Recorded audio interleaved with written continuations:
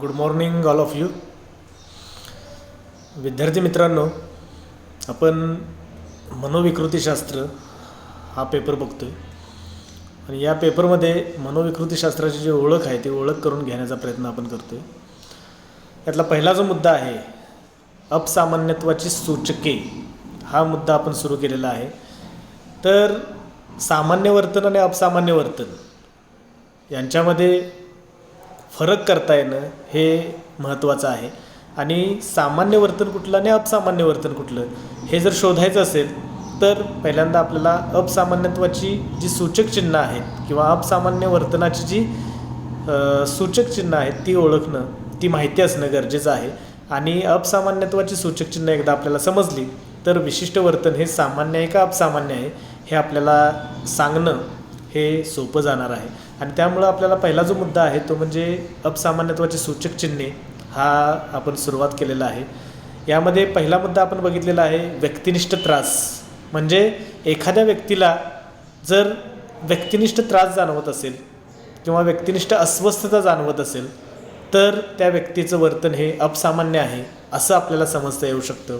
त्यानंतर विषमायोजन, दुसरा मुद्दा काय बघितला आपण, विषमायोजन बघितलेलं आहे की एखाद्या व्यक्तीला जर त्याच्या दैनंदिन जीवनामध्ये समायोजन करण्यामध्ये अडचणी जर जाणवत असतील किंवा त्याला समायोजन करता येत नसेल तर त्याच्यामध्ये अपसामान्यत्वाची लक्षणं आहेत किंवा त्याचं वर्तन अपसामान्य आहे असं आपल्याला समजता येऊ शकेल. त्यानंतर तिसरा मुद्दा आपण बघितला आहे सांख्यिकीय विचलन. सांख्यिकीय विचलन म्हणजेच काय, तर हा संख्याशास्त्रीय मुद्दा आहे.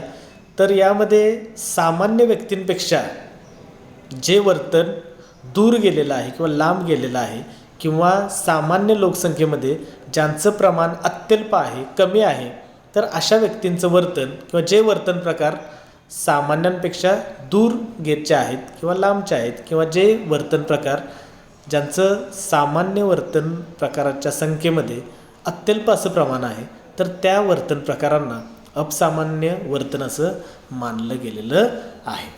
त्यानंतरचा आता पुढचा मुद्दा आपल्याला या लेक्चरमध्ये बघायचा आहे सामाजिक मानदंडांचे उल्लंघन.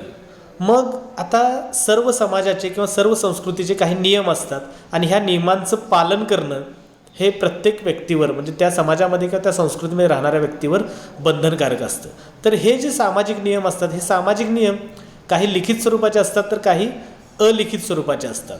त्याचबरोबरीनं या नियमांचं रूपांतर काही वेळेला कायद्यांमध्ये देखील केलेलं असतं. आणि मग हे जे इतरांनी बनवलेले जे नियम असतात हे नियम किंवा हे मानदंड हे नैतिक आदर्शांचं आपण पालन केलं पाहिजे असं यामध्ये सांगितलेलं असतं. तर हे जे सामाजिक नियम असतात तर हे सामाजिक नियम जरी अनियंत्रित असले आणि जेव्हा आपण त्याचे पालन करण्यामध्ये जर आपल्याला अपयश आलं तर तेव्हा त्या व्यक्तीचं वर्तन हे अपसामान्य आहे असं समजलं जातं. म्हणजेच काय की जे वर्तन सामाजिक मानदंडांचं उल्लंघन करणारं आहे तर त्या वर्तनाला अपसामान्य वर्तन समजलं जातं. म्हणजे उदाहरणार्थ काय की भारतासारख्या देशामध्ये मद्यप्राशन करणं हे सामान्य वर्तन समजलं जात नाही. त्यातल्या त्यात स्त्रियांनी मद्यपान करणं हे सामान्य समजलं जात नाही. आणि त्यामुळे एखादी स्त्री जर मद्यपान करताना जर तुम्हाला दिसली तर तुम्हाला त्या स्त्रीचं वर्तन हे अपसामान्य तुम्हाला दिसायला लागेल. पण हेच मद्यपानाचं वर्तन स्त्रियांनी किंवा पाश्चात्य स्त्रियांनी जर केलं तर ते आपल्याला सामान्य वाटतं. कारण पाश्चात्य संस्कृतीमध्ये किंवा पाश्चात्य समाजामध्ये स्त्रियांनी देखील मद्यपान करणं हे वर्तन सामान्य समजलं जातं. म्हणजे सामाजिक मानदंड जे आहेत किंवा समाजाचे नीतिनियम जे आहेत हे वेगवेगळे असल्यामुळं एखादं विशिष्ट वर्तन एखाद्या समाजामध्ये सामान्य असलं तर ते दुसऱ्या समाजामध्ये किंवा समूहामध्ये अपसामान्य समजलं जाऊ शकतं. त्यानंतर दुसरं एक उदाहरण तुम्हाला सांगतो की पेनासिल्व्हानिया नावाचा जो देश आहे, पेनासिल्व्हानिया नावाचा जो देश आहे, या देशामध्ये आमिष नावाचा समूह आहे. आमिष नावाचा समूह. तर या समूहामध्ये कार चालवणं आणि टी व्ही पाहणं तर हे वर्तन प्रकार जे आहेत हे वर्तन प्रकार अपसामान्य समजले जातात. या उलट याच देशामधील इतर जे समूह आहेत किंवा इतर जे लोक आहेत तर इतर लोकांमध्ये हे दोन्ही वर्तन प्रकार जे आहेत हे दोन्ही वर्तन प्रकार हे सामान्य समजले जातात. म्हणजेच काय, एकाच देशामध्ये राहणारे जे वेगवेगळे समूह आहेत त्या वेगवेगळ्या समूहांमध्ये एक वर्तन प्रकार हा सामान्य समजला जातो. या उलट दुसरं वर्तन प्रकार जे आहे किंवा दुसऱ्या समूह जो आहे जो आमिष नावाचा समूह आहे या समूहामध्ये तोच वर्तन प्रकार अपसामान्य समजला. तर सामाजिक नीतिनियमांचं जे उल्लंघन करणारं वर्तन आहे किंवा समाजाचे नियम मोडणारं जे वर्तन आहे त्या वर्तनाला अपसामान्य वर्तन असं समजलं जातं. तर हे देखील समजत असताना सामाजिक नियमांचं उल्लंघन हे किती प्रमाणात केलेलं आहे आणि किती तीव्रतेने केलेलं आहे यावर देखील ते वर्तन सामान्य आहे की अपसामान्य हे ठरत असतं. म्हणजेच वरील उदाहरण जे बघितलं आपण आमिष समूहाचं, तर यामध्ये असं बघता येईल आपल्याला की त्या समूहाचे नीतिनियम तोडल्यामुळं ते टी व्ही पाहण्याचं आणि कार चालवण्याचं वर्तन तिथं अपसामान्य समजलं जातं. पण सर्वच नीतिनियम तोडल्यामुळं ते वर्तन अपसामान्य ठरेल असं काही निश्चित सांगता येत नाही. याचं उदाहरण सांगायचं झालं तर नो पार्किंगचं जिथं बोर्ड लावलेलं आहे तिथं गाडी पार्क करणं हे नियमांचं उल्लंघन करणार आहे. पण बरेच लोक तिथं नो पार्किंगचं जिथं बोर्ड आहे त्या जागेमध्येच गाडी पार्क करताना आपल्याला दिसतात. पण याचा अर्थ त्या व्यक्तीचं ते वर्तन जे आहे ते वर्तन जरी नियम तोडणारं जरी असलं तरी देखील ते अपसामान्य आहे असं मात्र मानलं जात नाही किंवा असं समजलं जात नाही. म्हणजेच काय की सर्वच सामाजिक मानदंडांचं उल्लंघन करणारं वर्तन हे अपसामान्य समजलं जात नाही, तर विशिष्ट सामाजिक मानदंडांचं उल्लंघन करणारं जे वर्तन आहे ते मात्र अपसामान्य समजलं जातं. म्हणजे त्यामध्ये देखील आपल्याला तफावत आहे किंवा भेद आहे असं आपल्याला दिसून येईल. हे सगळे मुद्दे आपण जे बघतोय ते कशासाठी बघतोय की सामान्य वर्तन कुठलं आणि अपसामान्य वर्तन कुठलं हे तपासण्यासाठी बघत चाललेलो आहे. पण यामध्ये देखील फारच गुंतागुंत आहे असं आपल्याला दिसून येईल. त्यानंतरचा पुढचा जो मुद्दा आहे अपसामान्यत्वाचा सूचक चिन्हामधला तो म्हणजे सामाजिक अस्वस्थता. तर सर्वच नियम हे स्पष्ट नसतात, तर काही नियम हे अस्पष्ट असतात आणि हे नियम जे आहेत हे नियम काही वेळेला लोकांच्यामध्ये या नियमांचं उल्लंघन झालं तर लोकांच्यामध्ये चिंता निर्माण होते, अस्वस्थता निर्माण होते. जेव्हा एखादी व्यक्ती अस्पष्ट किंवा अलिखित सामाजिक नियमांचं उल्लंघन करते आणि त्यामुळे तिच्या आजूबाजूच्या लोकांमध्ये अस्वस्थता जर निर्माण होत असेल तेव्हा त्या अस्वस्थतेच्या वर्तनाला अपसामान्य वर्तन मानलं जातं. म्हणजे एखाद्या व्यक्तीकडून सामाजिक नियमांचं उल्लंघन केलं जातं आणि ते सामाजिक नियमांचं उल्लंघन केलेलं पाहून एखादी व्यक्ती अस्वस्थ होत असेल तर ती अस्वस्थ होणारी जी व्यक्ती आहे त्या व्यक्तीचं वर्तन हे अपसामान्य आहे असं समजलं जातं. म्हणजे याचं एक उदाहरण बघितल्यानंतर आपल्याला लक्षात येईल की तुम्ही एका बसनं प्रवास करत आहात आणि ही जी बस आहे ही बस बऱ्यापैकी रिकाम्या आहे. म्हणजे या बसमध्ये जास्त लोक बसलेले नाहीत, बरेच सीट ह्या रिकाम्या आहेत. तुम्ही बसनं या प्रवास करत असताना पुढच्या एका स्टॉपवरती बस थांबते आणि त्या बसमध्ये एक व्यक्ती चढते. आता ही व्यक्ती बसमध्ये चढल्यानंतर ती येऊन तुमच्या सीटच्या पुढच्या सीटवर येऊन बसते. मग आता ही व्यक्ती पुढच्या सीटवर तुमच्या येऊन बसल्यानंतर तुमच्या मनामध्ये अस्वस्थता निर्माण होते.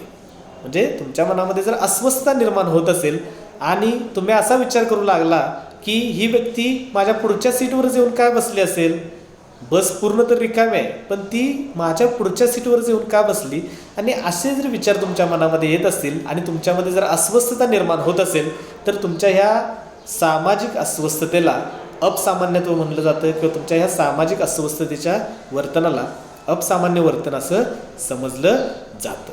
दुसऱ्या शब्दात सांगायचं म्हणलं तर सामाजिक अस्वस्थता हा अपसामान्यत्व ओळखण्याचा एक मार्ग आहे.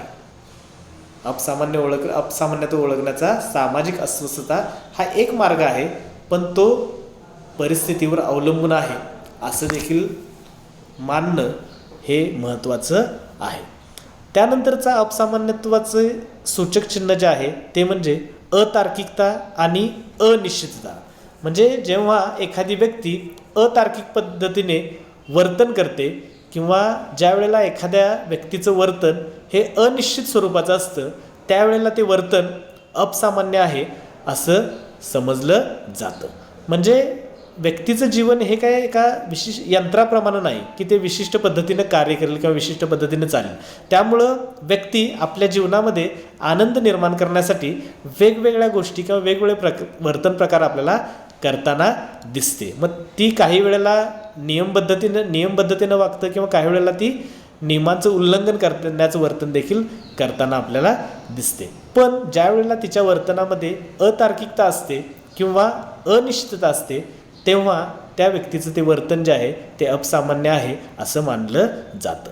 उदाहरणार्थ, तुमच्यासमोर बसलेली एखादी व्यक्ती जर अचानकपणे ओरडायला लागली तर आपल्याला तिचं वर्तन जे आहे ते वर्तन अपसामान्य वाटायला लागतं. किंवा एखादा दुःखद प्रसंग आहे आणि दुःखद प्रसंगामध्ये एखादी व्यक्ती अचानकच मोठमोठ्याने जर हसायला लागली तरी देखील त्या व्यक्तीचं वर्तन जे आहे हे अपसामान्य आहे असं मानलं जातं. कारण हे दोन्ही वर्तन प्रकार कसे आहेत, अतार्किक आणि अनिश्चित आहेत. म्हणजे जिथं आवश्यकता नाही हसण्याची तिथं जर ती व्यक्ती हसण्याचं वर्तन करत असेल तर तिथं ते अतार्किक मानलं जातं.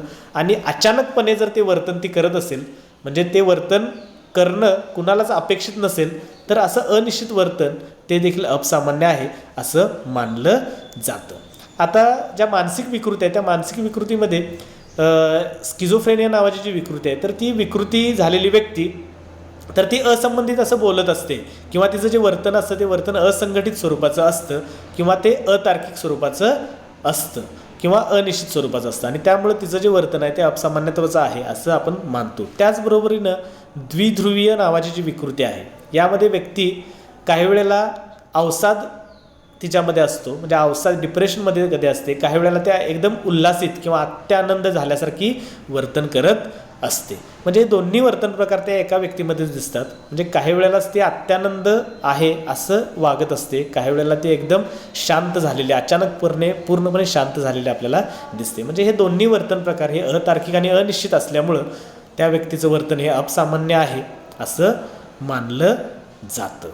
एकंदरीत या बाबतीत असं आपल्याला म्हणता येईल की अतार्किक आणि अनिश्चित असणारं वर्तन तर अपसामान्य आहेच, त्याचबरोबरीनं ज्या व्यक्तीला स्वतःच्या वर्तनावर नियंत्रण ठेवता येत नसेल तर ते वर्तन अपसामान्य आहे असं मानलं जातं. म्हणजेच काय की एखादी व्यक्ती जर त्या व्यक्तीला स्वतःच्या वर्तनावर नियंत्रण ठेवता येत नसेल किंवा एखादं वर्तन कुठे, कधी आणि कोणत्या परिस्थितीमध्ये किती प्रमाणात वर्तन करायचं, व्यक्त करायचं हे जर त्या व्यक्तीला समजत नसेल किंवा त्यावर त्याचं जर कंट्रोल नसेल तर ते वर्तन अपसामान्य आहे असं मानलं जातं. आणि ह्या अपसामान्यत्वाच्या सूचकांमधला शेवटचा जो मुद्दा आहे किंवा शेवटचं जे सूचक चिन्ह आहे ते म्हणजे धोकादायक वर्तन. तर धोकादायक वर्तनाला बऱ्याचपैकी अपसामान्य वर्तन असं मानलं जातं. म्हणजे एखाद्या व्यक्तीचं वर्तन हे त्याच्यासाठी, त्याच्या स्वतःसाठी किंवा इतरांसाठी जर धोका निर्माण करणारा असेल तर त्या व्यक्तीच्या वर्तनाला मानसशास्त्रीयदृष्ट्या अपसामान्य वर्तन मानलं जातं. म्हणजे उदाहरणार्थ, एखाद्याचा खून करणं, एखाद्यावर जबरदस्ती करणं, एखाद्यावर दुसऱ्याच्या मनाविरुद्ध बलात्कार करणं किंवा स्वतः आत्महत्या करण्याचा प्रयत्न करणं, तर हे सगळे जे वर्तन प्रकार आहेत हे सगळे वर्तन प्रकार हे दुसऱ्याला इजा पोचवणारे त्याचबरोबरीनं स्वतःला इजा पोचवणारे आहेत आणि त्यामुळं अशा वर्तनाला अपसामान्य वर्तन मानलं जातं. तर असं अपसामान्य वर्तन ज्या वेळेला घडतं किंवा आत्महत्येचा प्रयत्न करणारी जी व्यक्ती असते तर ती प्रयत्न करत असताना अशा वेळेला एकतर पोलिसांना बोलावं लागतं किंवा त्या व्यक्तीला दवाखान्यात तरी ॲडमिट करावं लागतं. दवाखान्यात ॲडमिट का करावं लागतं तर ती स्वतःला इजा पोचवू नये यासाठी, आणि पोलिसांना का बोलवावं लागतं तर ती दुसऱ्यांना इजा पोचवू नये यासाठी किंवा दुसऱ्यांच्यासाठी धोका निर्माण करू नये यासाठी. तर ह्या दोन्ही वर्तन प्रकार जे आहेत हे दोन्ही वर्तन प्रकार हे कुणाला ना कुणाला किंवा सजीव प्राण्याला इजा पोचवणारे आहेत आणि त्यामुळं ते वर्तन अपसामान्य आहे असं मानलं जातं. पण सर्वच धोकादायक वर्तन हे अपसामान्यत्वाचं सूचक मानणं हे धाडसाचं होऊ शकतं किंवा हे काही अंशी काही वेळेला चुकीचं होऊ शकतं किंवा त्यामुळं आपल्या अपसामान्यत्व ओळखण्यामध्ये समस्या निर्माण होऊ शकतात. ह्याचं कारण असं आहे की एखादा सैनिक जो लढाई करतो आहे, जो दुसऱ्यांना मारतोय किंवा मारण्याचं वर्तन करतोय तर त्याचं वर्तन, आणि एखादा खराब ड्रायव्हर असेल तर त्याचं गाडी चालवण्याचं वर्तन, हे दोन्ही वर्तन प्रकार हे दुसऱ्या लोकांच्यासाठी घातक आहेत किंवा धोकादायक आहेत असं जरी असलं तरी देखील सैनिकाच्या वर्तनाला किंवा खराब ड्रायव्हरच्या वर्तनाला अपसामान्य वर्तन मानलं जात नाही किंवा ते लोक मानसिकदृष्ट्या आजारी नसतात. त्याचबरोबरीनं जे लोक धोकादायक खेळ खेळतात किंवा धोकादायक खेळामध्ये सहभागी झालेले असतात तर त्या व्यक्तींच्या स्वतःच्या जीवनाला स्वतःच्या आयुष्याला धोका असतो. असं असलं तरी देखील त्या व्यक्तीचं वर्तन हे अपसामान्य मानलं जात नाही. म्हणजेच काय तर फक्त वर्तन धोकादायक आहे यावरून ते अपसामान्य आहे असं मानणं हे काही वेळेला चुकीचं ठरू शकतं.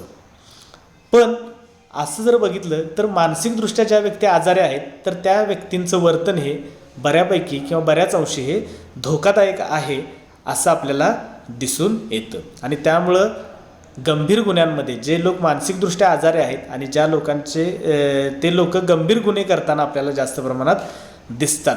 पण जे लोक सामान्य आहेत पण जे गंभीर गुन्ह्यांमध्ये सहभागी आहेत तर त्यांचं वर्तन किंवा त्यांना अपसामान्यत्वाची कुठलीही लक्षणं नसतात किंवा त्यांच्यात कुठल्याही मानसिक आजाराची लक्षणं नसतात तरी देखील त्यांच्याकडनं गंभीर गुन्हे घडण्याची शक्यता असते. असे असले तरी कॉरिगन आणि वॉटसन या दोन संशोधकांनी 2005 साली एक संशोधन केलेलं आहे आणि त्यांच्या संशोधनानुसार त्यांचं जे संशोधन आहे त्या संशोधनानुसार मानसिक विकृतीग्रस्त व्यक्ती या अधिक धोकादायक असतात. म्हणजेच काय की धोकादायक वर्तन हे मानसिक अपसामान्यत्वाचं किंवा अपसामान्य वर्तनाचं एक सूचक चिन्ह आहे असं मानणं जास्त आपल्याला महत्त्वाचं आहे. आत्तापर्यंत आपण 7 घटक किंवा 7 सूचक चिन्हे ही अपसामान्यत्व ओळखण्यासाठी बघितलेले आहेत. त्यामध्ये व्यक्तिनिष्ठ त्रास, विषमायोजित वर्तन, सांख्यिकीय विचलन, सामाजिक मानदंडांचं उल्लंघन करणारं वर्तन, सामाजिक अस्वस्थता निर्माण करणारं वर्तन आणि ज्या वर्तनामध्ये अतार्किकता आहे किंवा अनिश्चितता आहे आणि जे वर्तन धोकादायक आहे. तर ह्या सूचक चिन्हांच्या माध्यमातून आपण एखाद्या व्यक्तीचं वर्तन हे अपसामान्य आहे किंवा नाही हे आपण निश्चित करू शकतो आहे, ठरवू शकतो आहे. तरी देखील सारांशानं असं आपल्याला म्हणता येईल की अपसामान्य वर्तनामध्ये समाज निर्णय अंतर्भूत असून हे वर्तन समाजाची मूल्ये आणि अपेक्षा यावर अवलंबून असतं. म्हणजेच काय की जरी ही सूचक चिन्ह आपण बघितलं असली तरी ही सूचक चिन्ह समाजातल्या नीतिनियमांशी सुसंगत नसतील तरच ते वर्तन अपसामान्य समजलं जातं. पण समाजाशी सुसंगत असणारं जे वर्तन असेल तर ते सामान्यच समजलं जातं असं आपल्याला दिसून येईल. एकंदरीत अपसामान्य वर्तन कोणतं हे ठरवण्यामध्ये संस्कृतीची भूमिका ही खूपच महत्त्वाची आहे. पण संस्कृती किंवा समाजामध्ये देखील अनेक परिवर्तनं होत असल्यामुळं एका दशकामध्ये जे वर्तन अपसामान्य समजलं जातं तेच वर्तन पुढच्या 2-3 दशकामध्ये हे अपसामान्य समजलं जाईल असं मात्र निश्चितपणे सांगता येणार नाही. उदाहरणार्थ समलैंगिकता. तर समलैंगिकतेचं जे वर्तन आहे ते वर्तन पूर्वीच्या काळामध्ये हे अपसामान्य वर्तन समजलं जात होतं पण हळूहळू पुढच्या दशकांमध्ये हे सामान्य वर्तन मानलं जाऊ लागलेलं आहे आणि ह्या समलैंगिकतेला देखील समाजामध्ये मान्यता मिळत चाललेली आहे आणि समलैंगिक विवाहांना देखील मान्यता मिळालेली आहे. म्हणजे आता पाश्चात्य देशांमध्ये तर यांना मान्यता मिळालेलीच आहे पण भारतासारख्या विकसनशील देशामध्ये देखील ह्या समलैंगिक वर्तनाला किंवा समलैंगिक विवाहांना हळूहळू आता मान्यता मिळत चाललेली आहे असं आपल्याला बघायला मिळेल. एकंदरीतच काय तर अपसामान्यत्व निश्चित करणं हे खूपच गुंतागुंतीचं आहे पण ह्या सूचक चिन्हांचा जर आपण उपयोग केला तर अपसामान्यत्वचं वर्तन जे आहे ते वर्तन आपल्याला ओळखायला त्याची खूपच मदत होणार आहे. धन्यवाद.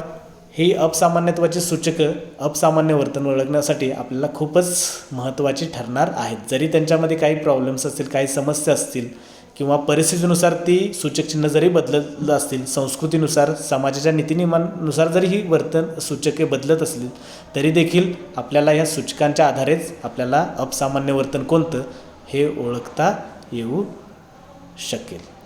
धन्यवाद.